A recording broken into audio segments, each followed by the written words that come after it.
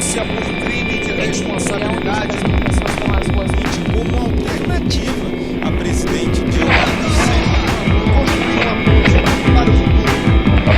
Um grande acordo nacional construído.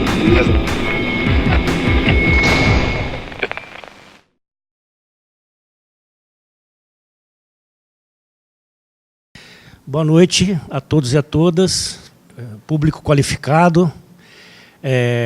Vai ser difícil para mim ter que manejar duas coisas ao mesmo tempo, uma em cada mão, mas eu vou fazer o meu melhor. Meu nome é Jurandir Malherbe, eu sou professor titular de História aqui da casa, da URGS, há pouco tempo, e me apresentei para trabalhar nesse projeto coletivo desse curso de extensão, para falar sobre o golpe de 2016. A contribuição que eu trago é um pouco reflexiva. Na verdade, a gente tem muito pouco tempo para trabalhar muitos conceitos e um laço de bibliografia muito amplo. Então, muita ponta vai ficar solta, mas eu espero conseguir construir o argumento nesse breve tempo que a gente tem. Eu vou falar sobre um aspecto do golpe de 2016, mas de um ponto de vista conceitual, né? Acho que é o melhor lugar que a gente poderia estar nesse momento é dentro da universidade, né? Onde a gente reclama uma autonomia, uma liberdade de expressão que a universidade nos dá para discutir conceitos e pensar a nossa realidade presente. Então, nós vamos tentar manusear alguns conceitos que nos ajudem a pensar esse evento dramático que nós estamos vivendo nos últimos 2 anos. E eu vou usar particularmente um que é caro para nós, como historiador, vai ter o cacuete de historiador, embora eu não vou lidar só com uma perspectiva histórica, mas é a questão de olhar as coisas na longa duração, na perspectiva de longa duração. Então, eu vou falar, na verdade, rapidamente sobre uma forma, uma morfologia, uma estrutura, se quiser. Não vamos entrar no debate conceitual mais duro, mas eu vou falar sobre essa forma de organização social baseada na família, né? Uma organização que busca uma autossuficiência e que tem a centralidade do poder na figura do pai, né, do pater familias, que foi central na construção da primeira forma de Estado que nós tivemos no Brasil, que foi o Estado monárquico. No século XIX, o Brasil, a partir da Constituição, no pós-independência, né, mas sobretudo com a Constituição de 1824, o Brasil adotou uma forma de organização política, monárquica, constitucional, e essa forma está completamente embebida dessa outra estrutura celular, que é da família, e eu vou trabalhar um pouquinho isso, olhando do ponto de vista do pensamento social brasileiro, como que isso estava presente, né? Foi um conceito caro, usado e acionado por inúmeros pensadores que tentaram entender o Brasil, fazer sentido da história do Brasil, do povo brasileiro, da trajetória do Brasil nesses últimos 200 anos, ou até nos últimos 500 anos, se vocês quiserem. Então, foi um instrumento muito importante no pensamento social brasileiro até a década de 60, 70, mais ou menos, e que, de repente, saiu de cena, né? Foi defenestrado da pauta dos investigadores, ficou meio marginalizado e tal, a tal ponto que hoje, na sociologia brasileira, nós temos um autor da envergadura do Gessé Souza, que questiona radicalmente a questão do patriarcalismo, se esse conceito é apropriado ou não.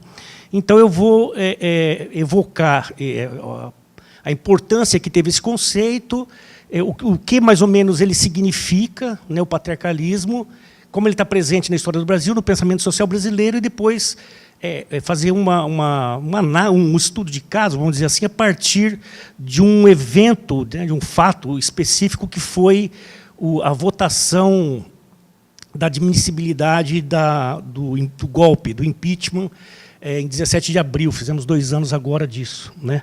Então, é disso que se trata.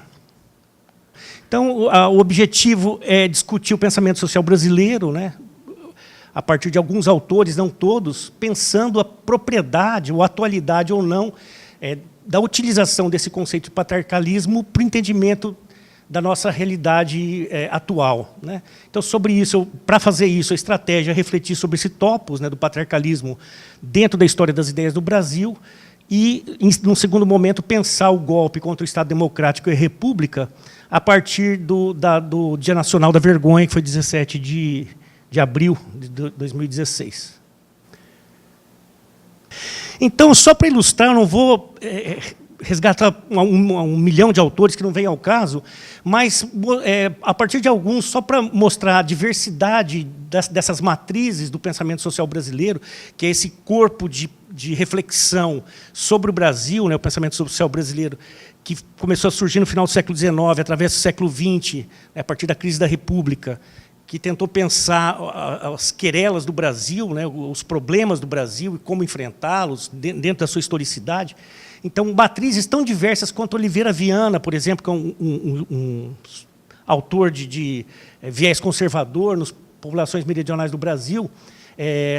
O Oliveira Viana, falando da nobreza paulista, ele vai afirmar o fundamento local e vai chamar atenção para a importância do domínio rural. Esses conceitos estão todos articulados ao conceito de patriarcalismo.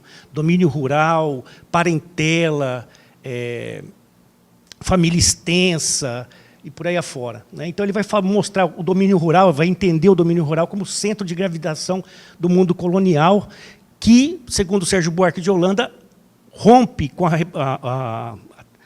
a independência e chega através do século XIX inteiro, né? Então, um dos aspectos do domínio rural é essa função tutelar, né? Nessa ideia que tem muita coisa do pensamento jurídico dentro desse conceito, a ideia de que só o senhor, pater familias, é maior, tem vontade jurídica, né? Ele tutela, ele busca a felicidade para os que são dependentes dele. E aí, essa ideia de família expandida, né, que coloca as pessoas com laço de sangue, a mulher, né, os filhos menores, os escravos, os agregados, por aí afora, né? Então, essa constituição patriarcal está presente já no pensamento do Oliveira Viana. Alcântara Machado, Vida e Morte do Bandeirante, né, 1828, também vai chamar a importância desse espírito de conservação, por causa da violência endêmica que tem no Brasil no século XIX, a importância dessa Constituição calcada na parentela, né, um agrupamento parental com um chefe, né, centralizado num chefe que conduz esse chefe governe a feição romana. É uma coisa interessante que os juristas brasileiros que se deram o trabalho da construção do Estado no século XIX, embora sejam posteriores ao justnaturalismo, eles voltam ao direito romano como ideário para a construção dos pilares do Estado moderno, sobretudo para legitimar a propriedade e a escravidão. Depois eu vou falar mais um pouquinho sobre isso. Então, o prestígio, né, e o poder que dá a figura paterna a essa localização no seio da família. O autor mais consagrado nisso, né, o Gilberto Freire, nesse debate, a tal ponto dele colocar como subtítulo da trilogia dele, Introdução à História da Sociedade Patriarcal no Brasil, né, esse é o subtítulo dos 3 volumes da trilogia, Casagrande Senzala, Sobrados e Mocambos e Ordem e Progresso, vai também chamar a importância, né, analisando a agricultura e o latifúndio, a escravatura, a importância, né, da estabilidade patriarcal da família, né, o poder que se dá a essa unidade. Acho que eu passei aqui. Passei ou não? Voltamos, por favor, Gabriel. Pode voltar mais um. Não, pode passar, obrigado. O outro autor, talvez o que melhor fundamenta teoricamente essa concepção da família patriarcal no Brasil, e a questão que é central para nós é como essa morfologia patriarcal ela promoveu uma diluição das fronteiras entre o público e o privado, desde o século XIX. Isso é fundamental. E o Sérgio Buarque de Holanda é um desses autores que, já no clássico Raiz do Brasil, vai mostrar como que isso aconteceu, né? Então, ele vai dizer, sobre a mão do proprietário rural, é a célula doméstica, né? Ele coloca a ênfase nesse caráter autárquico da célula doméstica, que ela precisava de suprir de muito pouca coisa que vinha de fora para dentro, né? Então, nesse sentido, dava uma autonomia que fazia o senhor poder dispensar relações maiores, mais amplas, para constituir uma esfera pública, por assim dizer, né? Então, esse é o fundamento do predomínio total do privado sobre o público, desde o período colonial. Ele vai buscar isso, né, falar, essa preponderância do paterfamilias é fundada no direito romano, né, nos domínios rurais, essa família organizada segundo as normas clássicas do direito romano canônico, que se mantiveram na Península Ibérica por gerações, que é a base e o centro da organização. Ele vai falar, isso aí já existia de alguma maneira em Portugal, né, quando no capítulo Fronteiras da Europa, e isso veio para o Brasil e se aclimatou muito bem, essa forma de organização autárquica e tal. E aí ele vai dizer como isso foi importante, né, dentro da configuração da sociedade colonial brasileira. Outros autores de viés teórico diferente, Caio Prado Júnior, marxista, né, na formação do Brasil contemporâneo, vai, na parte de organização social e econômica, vai falar nas duas sobre a importância do clã parental. Né, a mesma coisa, Luiz Pinto de Aguiar, outro clássico do pensamento social brasileiro, luta de família no Brasil, né, também recupera essa ideia do direito romano, vai falar da clientela, da família patriarcal, né? A família grande, hipertrofiada e multifuncional, em que os laços de sangue se aumentavam pelos da servidão, né? Isso é uma coisa fundamental também, a importância da escravatura no Brasil. Esse era o centro, o núcleo absoluto da vida social. Alberto Passos Guimarães, já em 63, 4 séculos de latifúndio, Nestor Duarte, Ordem Privada e Organização Política, de 66 e por aí afora. Então, o que é o centro desse conceito de família patriarcal que eu estou querendo resgatar? Isso o Sérgio Buarque, como bom weberiano, foi buscar lá no Weber, no Economia e Sociedade, no conceito de oikos, né? A palavra grega quer dizer casa, da onde vem a palavra economia, né? Do oikos. Então, esse conceito, quer dizer, o que era o oikos? Era uma organização produtiva que ele estuda o caso das terras negras do leste europeu, em que essa organização existe não para buscar ganhos, lucros capitalistas, mas para suprir as necessidades e satisfazer os desejos do senhor. O senhor é o cara, ele manda e desmanda. Então, tudo se organiza em relação da vontade e da onipotência do senhor. Esse fundamento jurídico do poder doméstico se baseia numa relação, por exemplo, na relação que o Gilberto Freire vai explorar bastante da vida doméstica, né, da intimidade da comunidade. Então, o que é isso? Quer dizer, aquela ideia, se a gente lembrar do Kant, né, do final do século XVIII, a ideia de esclarecimento, né, o momento em que o ser humano superou o seu estado de menoridade, se emancipou da tutela de outras pessoas. Então, para o Weber, isso não acontece, é uma organização social verticalizada. No topo tem um macho alfa, que organiza tudo, e os outros são dependentes, são menores, desprovidos de vontade jurídica diante desse senhor. Então, a mulher, pela superioridade normal de energia física e espiritual do homem, eu estudei juristas do século XIX, e os caras reiteram essa tese com todas as letras. Falam, a mulher é fraca por natureza, ela fala ela pensa com o coração e não com o cérebro, por isso ela precisa ser tutelada por alguém que domine os instintos pulsionais dela. E ela é a dama do lar, aquela visão bem característica machista do século XIX. O jovem, né, está ligado ao pai pela necessidade natural de ajuda. E os escravos, por um acaso do destino, né, então, tem a necessidade de proteção. Fora desse círculo doméstico, eles estariam correndo perigo, os escravos. Esse é o argumento. Então, aqui dentro, eles têm proteção e eles trabalham para pagar essa proteção que eles recebem do senhor.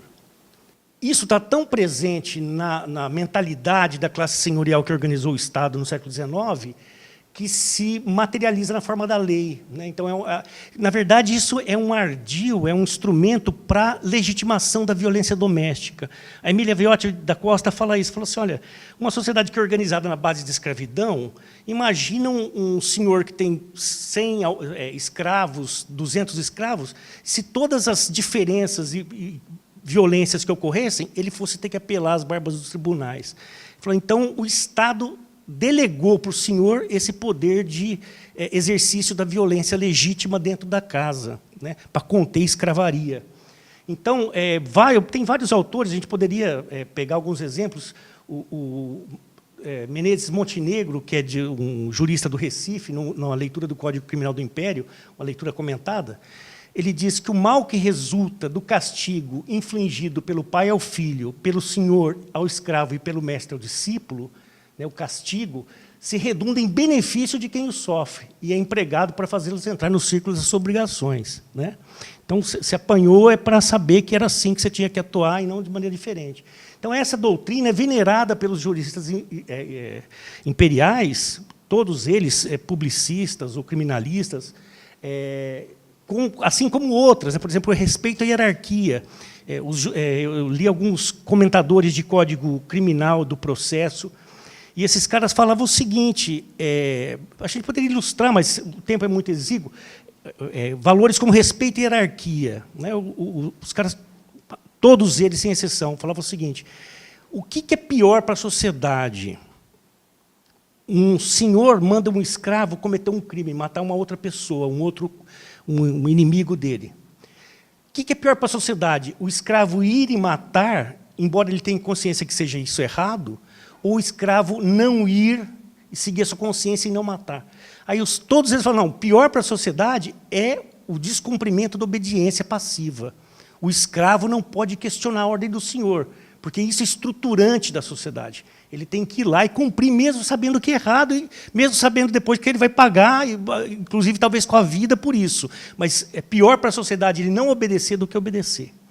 E aí várias outras, dentro do núcleo militar também, essa exaltação, obediência pacífica, a família, qualquer coisa que atacasse, comprometesse a família, era lesa pátria, né? Então, por exemplo, isso é muito sintomático no Código Criminal, se a gente olhar de 1830, as penas atribuídas ao crime de adultério.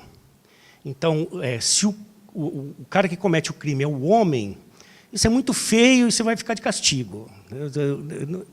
Toma um pito. Se é mulher, as penas são aumentadas enormemente, porque, na visão dos caras, se o homem pula cerca, isso é normal e não vai desestruturar a família. Mas se a mulher comete o adultério, a família, que é o núcleo da sociedade, está comprometida e, por isso, ela é passível de maior rigor na aplicação da pena. E aí são vários itens que a gente pode buscar, né? Isso é um debrezinho básico, embora não seja um exercício da violência doméstica mais pública, né, com caráter pedagógico, só para ilustrar. Opa, pulei uma a mais. Então, a lógica dessa organização, né, a questão fundamental, como eu disse, dessa mistura entre o público e o privado, é que na sociedade, nessa formação social que se assenta sobre uma estrutura escravocrata, uma sociedade escravocrata, dela surgiu um Estado imperial que possui uma analogia estrutural com essa organização social, né? Então, tem uma discussão na ciência política, não vem ao caso a gente aprofundar muito, mas, por exemplo, a concepção que os juristas imperiais exaltam é a concepção aristotélica. Segundo Bobbio, essa concepção da organização social, do Estado, como uma família ampliada, né, isso vem lá dos gregos. Então, qual que é a ideia de Estado? São círculos concêntricos, enquanto tem a família, aí a aldeia, e o Estado-nação, e assim sucessivamente, né? A organização familiar é a base, né? Essa concepção de Estado vigorou até o Hobbes, segundo Bobbio, né? O Hobbes foi o cara, Thomas Hobbes foi o cara que falou assim, ó, ele rompe com essa ideia do pensamento político, né? E ele busca uma explicação racional, ele imagina uma situação não histórica, como de Aristóteles, mas abstrata, né? da Estado-natureza, para pensar na base de tudo, não a família, mas o indivíduo, né? Essa é a base do justnaturalismo, a ideia de que o indivíduo está no começo da organização. E o Rousseau, através do contrato que as pessoas estabelecem para viver sobre a sociedade, por aí afora, né? Mas, no Brasil, o que a gente vê é que prevalece ainda, embora já tenha acontecido o justnaturalismo, essa concepção familiar, né, que vem do conceito da unidade doméstica nos juristas. Então, Thomas Alves Jr., que foi um leitor crítico do Código Criminal, em 1864, ele dizia isso. O exercício do poder legítimo arrasta a necessidade de fazer o mal para reprimir o mal, né? A ideia de punição, de pena. O poder legítimo, né, de atribuir a punição se divide em político e doméstico. Quer dizer, uma diferença só de escala, não de estrutura, né? Então, o magistrado ou pai ou aquele que o representa não poderiam fazer respeitar a sua autoridade, né, um no Estado, outro na família, se não tivessem armados os meios coercitivos contra a obediência. Então, a ideia é que a família e o Estado têm uma homologia estrutural, são semelhantes, e há que se dotar o gerente da família e do Estado de poderes coercitivos para manter a organização da sociedade. Retomando o que eu falei um pouquinho, né, esse modelo patriarcal, e isso é uma tese do Sérgio Buarque de Holanda, e depois eu vou dizer por que eu estou explorando mais ele, né, extravasa da esfera doméstica e atinge a esfera pública. Então, o Sérgio Buarque faz longas digressões mostrando como as facções políticas, por exemplo, os partidos, se constituíam como na família, em todos indivisíveis, né, que eram articulados em função de fidelidades, né, de honra e por aí afora. Então, os membros estavam mais associados por sentimentos, né, e obrigações do que programas, interesses, ideias e tal, né. Então, para o Sérgio Buarque, o Estado imperial surge como um prolongamento ou uma ampliação da sociedade doméstica. Isso a gente pode perceber de maneira clara na estruturação do Estado moderno com a figura do poder moderador, né? Se a gente lembrar, a maneira como foi, no final do período, tinha um jurista chamado Tobias Monteiro, ele falou assim, olha, a gente é tutelado, nós não temos vontade própria, o monarca está acima dos poderes, né? Isso foi um modo como a nossa primeira Constituição foi criada, mostra essa forma de tutela, né? Os caras estavam lá na Assembleia Legislativa Constituinte fazendo uma Constituição e que o imperador Dom Pedro falou, olha, essa Constituição que vocês estão fazendo não é digna nem do Brasil e nem de mim. Então, eu vou outorgar para vocês uma Constituição, né, porque essa está muito democrática, e ele inseriu naquele projeto uma figura que não existia em lugar nenhum, que é o poder moderador, né, que está acima dos outros poderes. Então, se atribuía ao imperador, por exemplo, dissolver os ministérios, né, os gabinetes ou os parlamentos, se ele entendesse que era necessário para garantir a sobrevivência da nação, e assim foi feito inúmeras vezes no Segundo Reinado, né, por exemplo. Então, segundo essa concepção, o rei estava acima dos demais poderes e era tido, inclusive, pela legislação, como infalível e inimputável, né? Quase que um Aécio Neves. O cara não erra e não peca, e não pode se imputar crime nenhum a ele, porque o que ele fizer, ele fez com boa-fé, né? Então, o rei não podia ser levado a juízo, né? Essa onipotência do senhor, do imperador, mais do que legal, ela era legítima, porque ela ecoava uma forma de organização social que era familiar para a sociedade, era comum, né? Então, daí a gente se deriva aquela homologia estrutural entre a casa e o Estado, entre a forma de organização privada e o público, né? Pautada por essas formas de relacionamento. O personalismo, o apadrinhamento, a proteção, o arbítrio. São formas próprias das relações entre pessoas e lugares diferentes da hierarquia social. Pessoas de mando diferente, né? Então, o que protege, o que persegue, o que perdoa, o que premia, né? As relações pessoais, né? Para o Sérgio Buarque de Holanda, essa é a razão da confusão entre o público e o privado no Brasil. Então, ele diz o seguinte, o quadro familiar se torna tão poderoso e tão exigente que a sua sombra persegue os indivíduos mesmo fora do recinto doméstico. A entidade privada precede sempre neles a entidade pública. A nostalgia dessa organização compacta, única e intransferível, onde prevalecem necessariamente as preferências fundadas em laços afetivos, não podia deixar de marcar nossa sociedade, nossa vida pública, todas as nossas atividades. E o Sérgio Buarque, no Raiz do Brasil, está chamando isso. Falou, olha, a gente tem uma herança rural, né, e doméstica que impede o desenvolvimento do Estado democrático de direito. A nossa revolução que ele propõe era justamente superar essas formas de relação social pautadas em laços afetivos gerados na família e se instituir uma sociedade de iguais perante a lei, né? Uma democracia no sentido americano da palavra. Então, era isso que ele estava chamando em 1936. O que acontece? Acontece, então, a gente dando um salto tigrino no tempo, como diria o Walter Benjamin, é que esse conceito... Bom, a gente já viu que o patriarcalismo foi um conceito fundamental no pensamento social brasileiro para entender a história e a sociedade brasileira na primeira metade do século... Foi importante o pensamento social brasileiro ao longo do século XX até a década de 60, mais ou menos. E depois saiu da pauta de interesse dos historiadores brasileiros, sobretudo. Embora Richard Graham, outros caras continuaram chamando atenção para essa necessidade de estudo.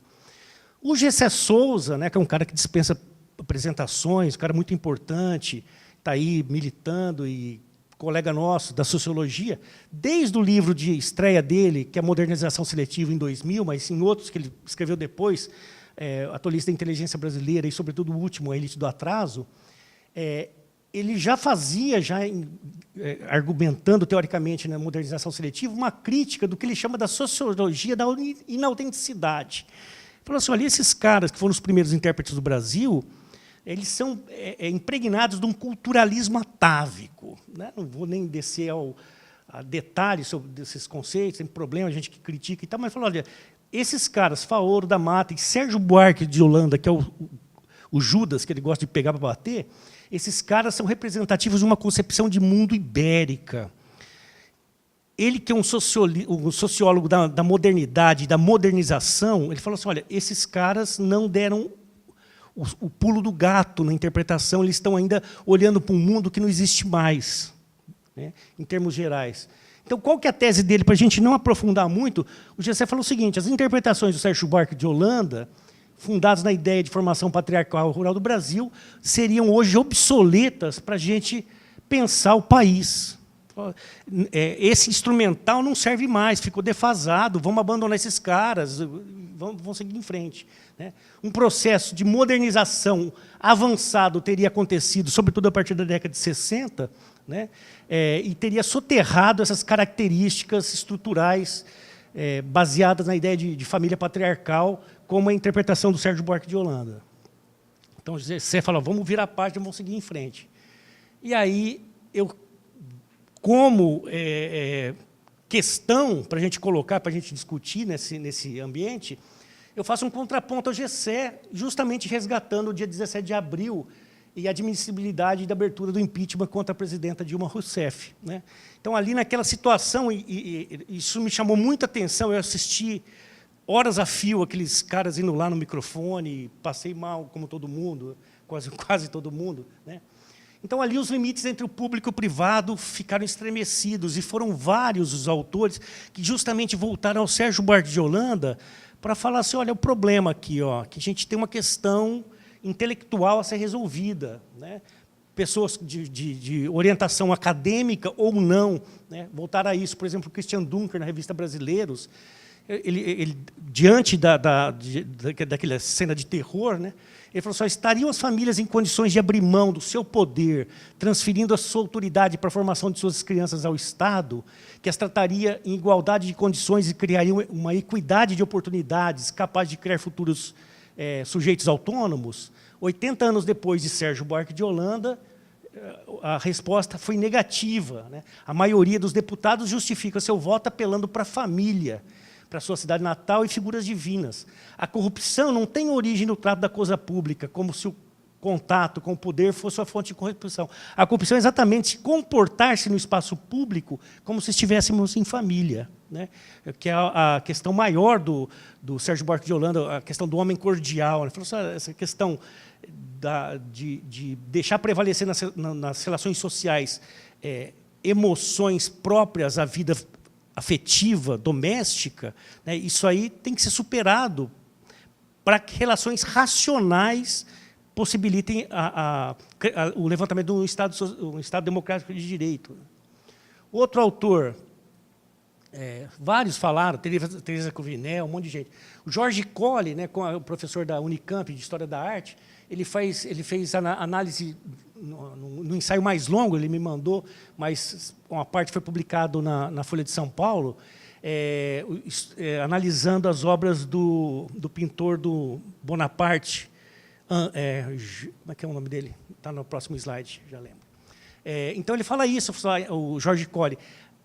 Chamou a atenção dele a inversão antirrepublicana que a evocação da família significou no espetáculo bizarro da votação da admissibilidade face ao altruísmo escrito na ideia verdadeiramente republicana de que o bem comum vale mais que o sacrifício dos próprios filhos, né?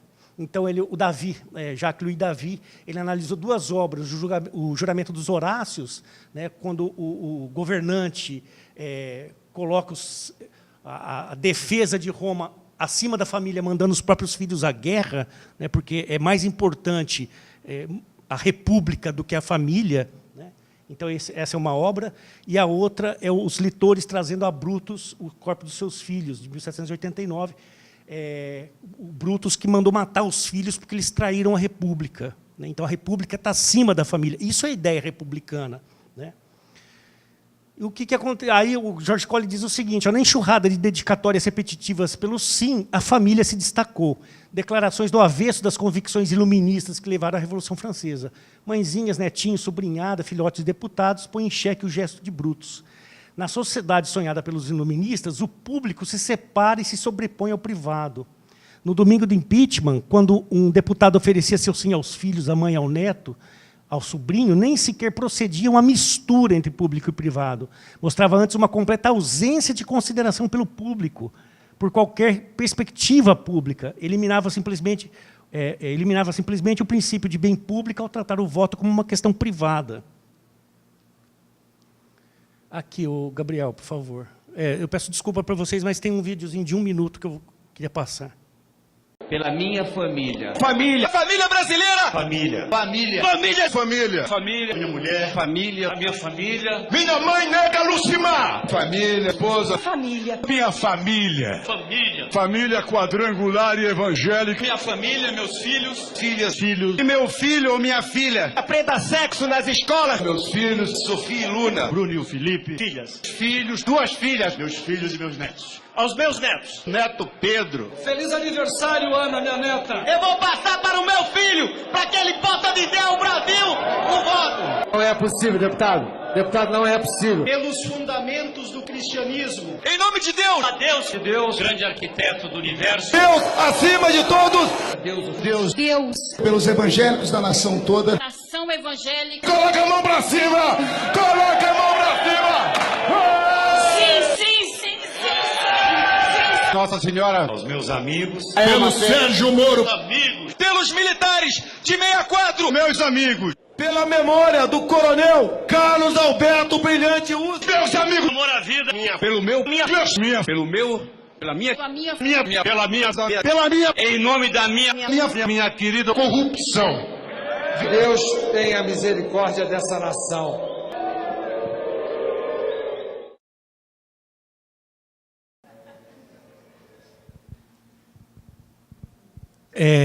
Você pode passar, Gabriel? Isso é lógico que é ilustrativo, né? Não estou fundando nenhum argumento em cima desse vídeo, mas a gente poderia pensar outras maneiras de estudar a persistência dessas formas políticas assentadas na organização patriarcal, né, que são anacrônicas, na vida política e social brasileira, né? Se a gente pensar, por exemplo, a escola sem partido, né, o que esses caras estão pleiteando? Falo, não, a família tem prerrogativas sobre o Estado, né, o particular sobre o público.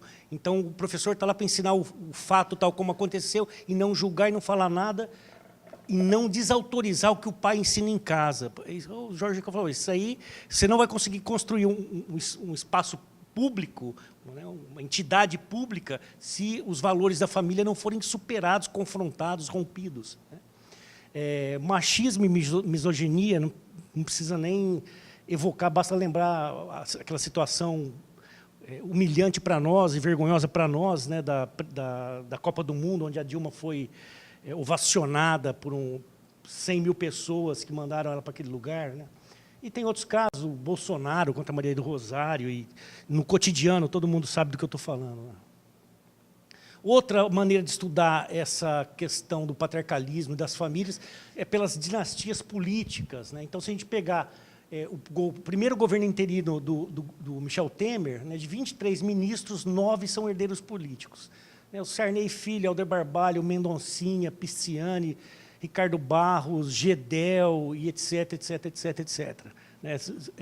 Outro lugar que mostra muito isso, o próprio parlamento, né? Tem lá como é que chama? O Bonifácio de Andrada, ele está na 5ª geração, um cara descendente do José Bonifácio, está lá há gerações, a família sempre com protagonismo, pegando coisa e tal. O Itamaraty é outra sociedade clânica. Né? O governo Lula tentou quebrar isso, abrir mais, permitir pessoas de fora. Mas quem manda no Itamaraty são famílias, literalmente. Eu tenho amigos que são embaixadores que falam isso. Bom, então aqui eu já vou para as considerações finais para a gente ter tempo de conversar, colocando 2 questões, né? Não vou resolver nenhum problema aqui, mas trazer essas questões. O patriarcalismo como chave para o entendimento da sociedade e da história brasileira na primeira metade do século XX praticamente desapareceu como topos, né, de historiadores, de sociólogos, etc. Por quê? Né? Por que o patriarcalismo, que foi um conceito tão caro, que era sine qua non para quem fosse entender a trajetória histórica do Brasil, formação do Estado, da nação, etc., de repente deixou. Será que aqueles caras estavam tão errados, né? O Sérgio Buarque, o Gilberto Freire, Oliveira Viana, etc. e tal? Por que nós, né, a inteligência, abandonou esse topos fundamental? Né? E outra questão que eu trago é como o GCE propõe, teriam esses conceitos que estruturam o pensamento social analítico do Sérgio Buarque, como patriarcalismo, família patriarcal, se tornado obsoletos para se entender o Brasil de hoje? Né? Essa é uma questão. Quer dizer, como provocação, eu diria que ainda um lastro grande de cordialidade, né, de relações afetivas, paixões, informado por sentimentos, valores e ideias gerados no seio da família patriarcal, ainda permeia as relações sociais no Brasil, tanto na esfera privada como na pública.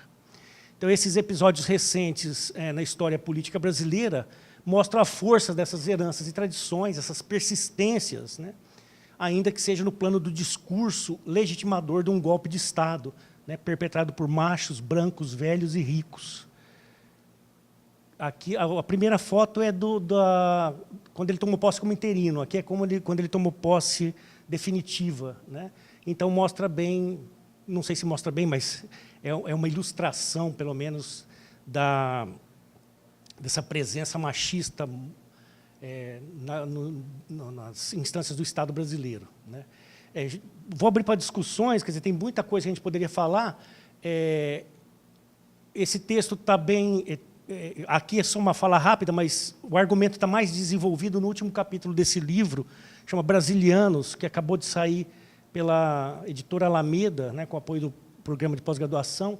Está disponível esse livro aí no mercado. Quem tiver interesse está ali, né? Foto bem emblemática. Eu tinha trazido algumas imagens, mas não vai dar para a gente discutir, mas eu vou mostrar só por, né, o Chamberlain, 1819, a família brasileira, né, fazia uns cotejamentos, todo mundo viu isso. Aqui, volta, opa, Debré, uma família brasileira em passeio, né, com os escravos e tal, patriarcal. E essa emblemática foto, né, que a gente viu por aí. E é isso. Obrigado a todos.